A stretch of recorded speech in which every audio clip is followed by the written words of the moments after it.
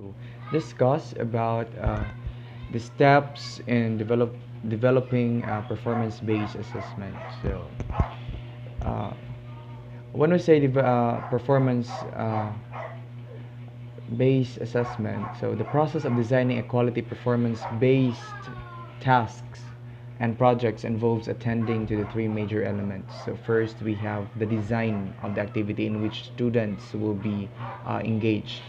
Second, we have the standards or outcomes that are being addressed. And the third one, the traits or criteria used to assess the activity. So, the steps to take before beginning performance assessment task is first we have to establish the outcomes to be measured. Second, the teacher must have to devise clear instruction to be provided to students. Third, must determine conditions for assessment. For example, the setting, the amount of time needed, the amount of intervention. So, ano siya. So the teacher must have to also gather all the equipment or resource materials that may be used. Uh, Establish whether the student will have any choices in how to respond. For example, oral responses. So, dapat i-consider sila siya. So, determine whether the student will require accommodations or modifications and develop the scoring criteria to be used. So, we have what are the standards or outcomes. So, the projects or performance tasks should be carefully aligned with the content standards or predetermined learner outcomes, because a careful task analysis will determine if the task contains content sufficient to warrant the time and effort that will be expended. So, what are the criteria for performance-based assessment? So first we have the consequences. So when we say consequences, does using an assessment lead to intended consequences, or does it produce unintended outcomes such as teaching to the test? Fairness. So the second one, does the assessment enable students from all cultural backgrounds to demonstrate their skills? And the third one, we have transfer and generalizability.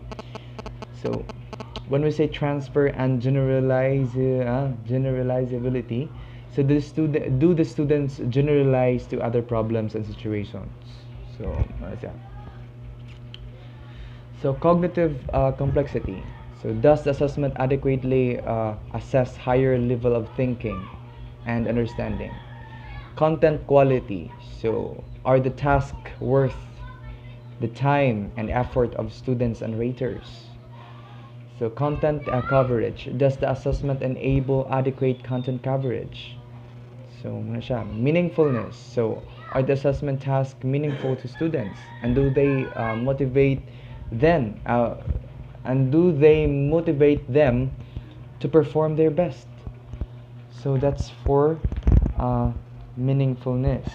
So, cost and efficiency. So, when we say cost and efficiency, has attention been given to efficiency of data collection, designs, and scoring procedures? So, muna siya mga question nga pwede na to ma-ask when it comes to cost and efficiency. So, as a teacher, we must have also to create a task that will allow the students to demonstrate their knowledge, reasoning skills, and aptitudes. These tasks should be authentic.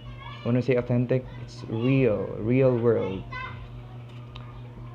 And these tasks should also be feasible. When I say feasible, it's possible to happen. It's feasible, for example, in time, space, and cost. The task should also be fair or not biased based on, for example, gender, race, and etc. And the task must also be flexible. So when you say flexible, it allows to multiple outcomes. And lastly, the task must also be observable.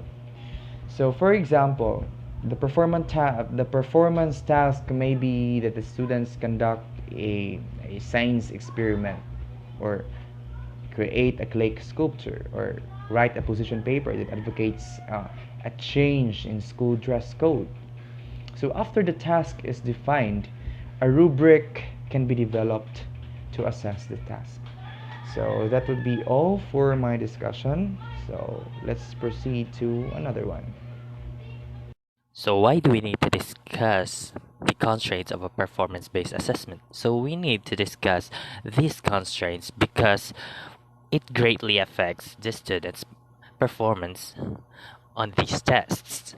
So for example of this, we don't know that these tests can either be a time consuming, another example is it can be a costly one, and also it only focuses on a certain skills of the students, and lastly the results can be subjective.